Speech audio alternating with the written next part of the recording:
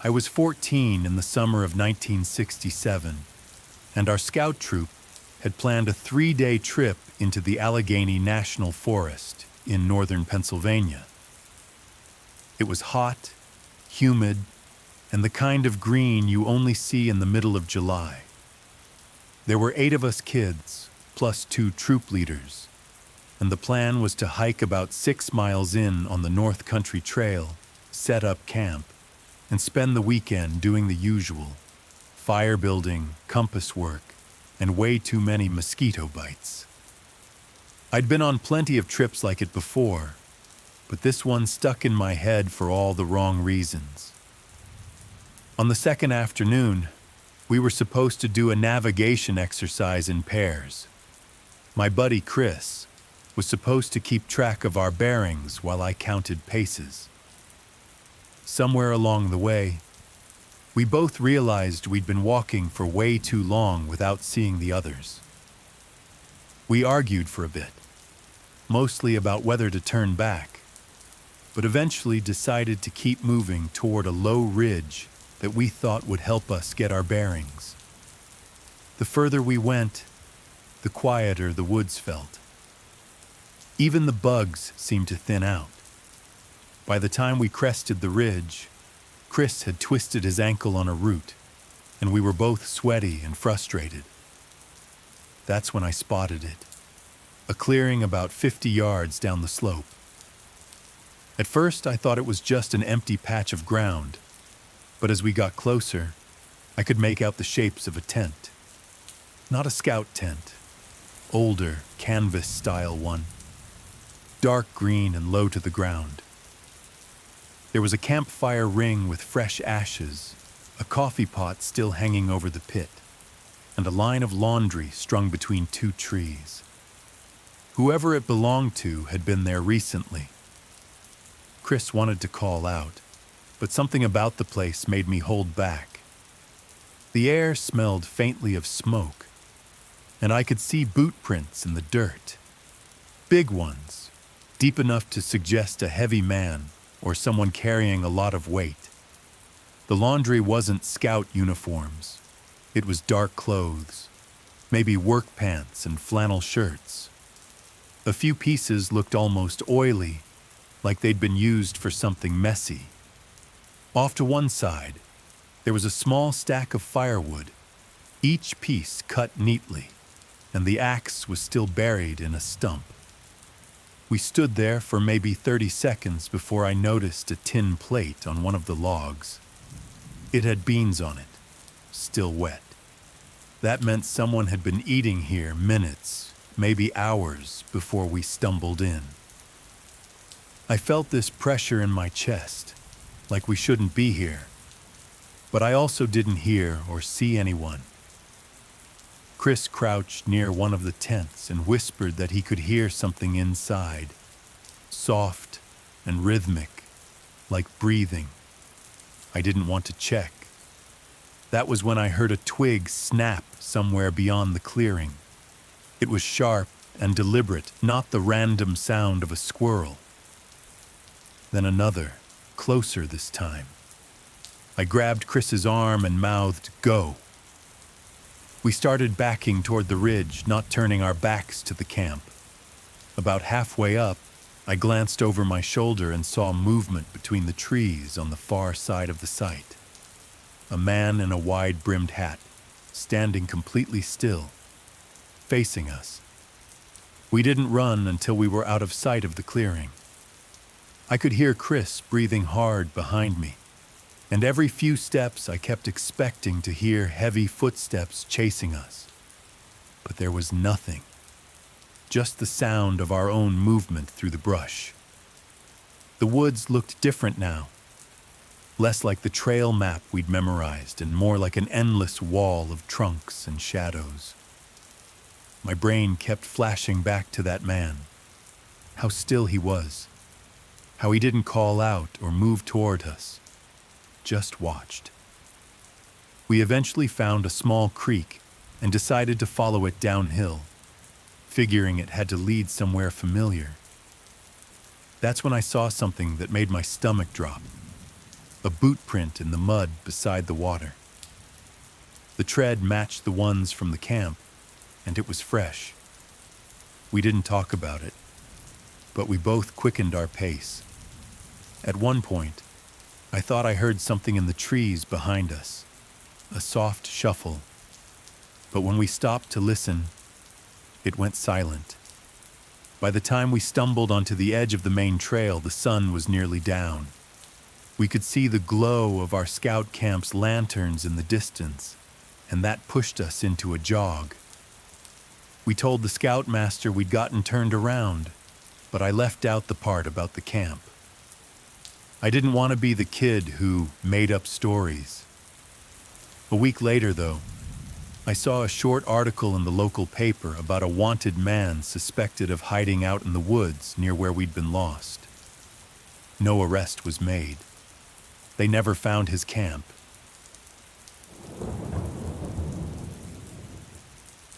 In 1967, I was living with my brother in a small apartment off El Cajon Boulevard in San Diego. He'd just gotten back from his Navy deployment, and I was working part-time at a record store while finishing up high school. That night, a group of friends and I had gone to the campus drive-in on El Cajon to see the latest movie.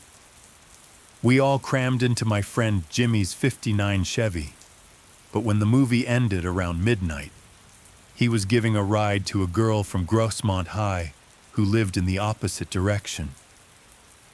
I told him I'd walk home since it was only about 1.5 miles. Back then, I didn't think twice about walking late at night. The air was warm and smelled faintly of eucalyptus from the trees lining the street. The area wasn't deserted. There were still a few cars rolling by and a neon diner sign flickering down the block, but it was quiet compared to the daytime traffic.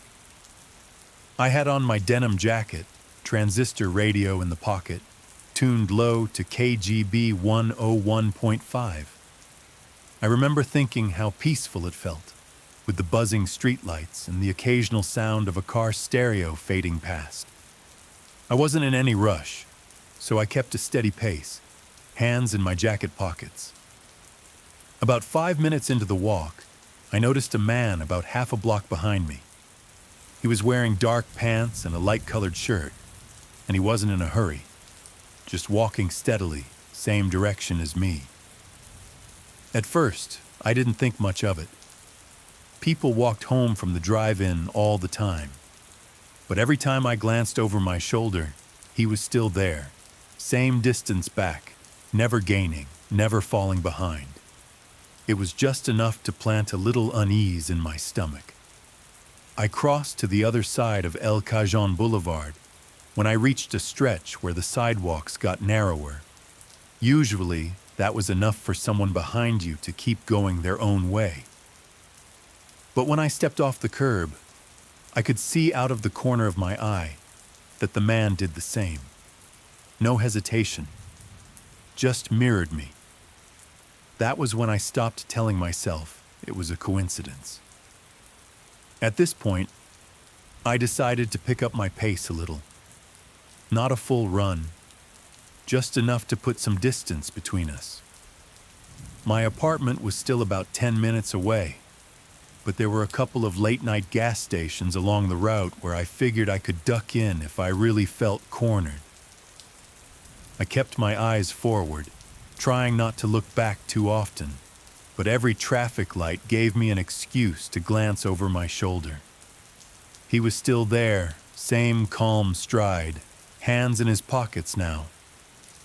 When I got to an intersection, I stopped at the corner as a car passed. The man came to a halt too, lingering about 20 feet back. No cigarette, no newspaper stand. He wasn't pretending to have a reason to be there, just standing, looking in my direction. That was when I reached into my pocket and turned off the radio.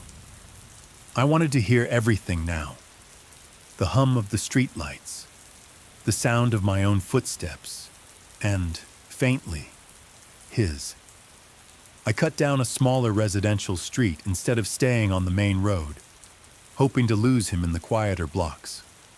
It was darker here, fewer lights, and the houses were spaced farther apart. My shoes sounded loud on the sidewalk. For maybe 30 seconds, I thought I'd shaken him, until I heard a soft scrape behind me like a shoe scuffing against the pavement. I didn't turn around. I just kept moving, faster now. When my building finally came into view, I almost broke into a run, but I forced myself not to. I didn't want him to know which door was mine. I walked past the entrance, pretending to check my watch, then turned sharply at the next corner. From there, I could see back down the block. He was standing right in front of my building, looking at the door I'd almost gone into. He stayed there for maybe 15 seconds, then walked off in the opposite direction without even glancing around. I waited until the street was empty, then circled back to my building and went inside.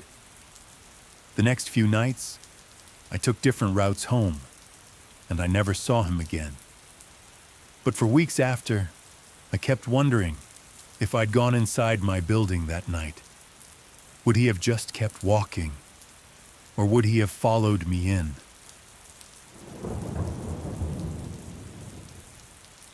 I had just turned 22 and was trying to make ends meet in Istanbul. My days were mostly spent running errands for a small printing shop near Taksim Square. But I was itching for something better, something steady. That's when I spotted the advertisement in Millet, a small, discreet notice stuck on a lamppost near the tram stop, promising work at a private document review office. They offered good pay, no references, and said training would be provided immediately. It sounded ideal for someone like me. The office, when I first arrived, wasn't in any of the usual commercial districts. Instead, it was tucked down a narrow street in Beyoğlu, above a shuttered bakery. The place was quiet, too quiet, but I didn't think much of it at first. Inside, there were only a few desks and an older man behind a counter, who greeted me without asking for any ID. He explained my tasks vaguely, reviewing papers, copying documents, and organizing files. He told me the work was confidential, which was why I shouldn't talk to anyone outside the office about it. That first day, I spent hours alone in the back room. The office smelled faintly of dust and ink. In the afternoon, the man had left, saying he'd be back soon. I noticed that he locked the front door behind him, and I tried calling out, but there was no response. The isolation felt strange, but I shrugged it off as part of the confidentiality he'd mentioned. Still, there was something unsettling about the way the shadows stretched across the room, and the way I could hear faint shuffling sounds from the hallway outside. I started noticing small things that didn't make sense. Files would be slightly moved, and sometimes I'd see footprints in the dust near the storage room, even though I was sure I hadn't left that part of the office. That night, I stayed late to finish copying a stack of documents. Around 9, the electricity flickered and went out. I lit a small lantern I'd found, and in the dim glow, I saw a shadow cross the room behind me. I froze. At first, I thought it was my imagination, but then I heard a soft cough and the scrape of shoes against the wooden floor. The front door was still locked, and I was certain I was alone. My pulse raced as I crept toward the hallway, trying to find a place to hide. But every room I peeked into was empty. The man returned much later than he said, and when he finally appeared, he didn't explain anything. His calm demeanor only made the night feel worse, as if he expected me to have discovered something I shouldn't. I realized then that the office wasn't just isolated, it was trapped. And the way he watched me suggested that he knew exactly how I was feeling. I left that night shaken, but the next day I went back, partly out of fear I'd be caught slacking, and partly because I still needed the money. I didn't know it yet, but stepping back inside would be the start of something far worse. On my third day, he told me he had to run a quick errand and locked the front door behind him, just like before. I thought nothing of it, until I heard the distinct sound of another door unlocking somewhere in the building. I didn't know there was another entrance. The hair on my arms stood up when slow, heavy footsteps echoed down the back hallway. Whoever it was, they weren't in a hurry. I quietly slipped into the small records room and shut the door, leaving only a thin crack to look through. A man I'd never seen before stepped into the main office, tall, gaunt, with a worn leather satchel. He scanned the desks, then started opening drawers, pulling papers out and stuffing them into the bag. At one point, he stopped and stared in my direction for what felt like an eternity. I was sure he knew I was there, but he turned away and left the same way he came. When my employer returned, I mentioned nothing, but my mind was racing. I realized then that the job wasn't about clerical work at all. It was cover for something illegal. The isolation, the locked doors, the unspoken tension. It was all part of keeping outsiders away. That night, I didn't go home.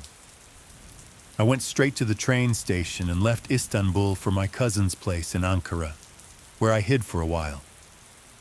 Months later, I dared to return. But for a long time after, I kept wondering if one of those men might come, looking for me.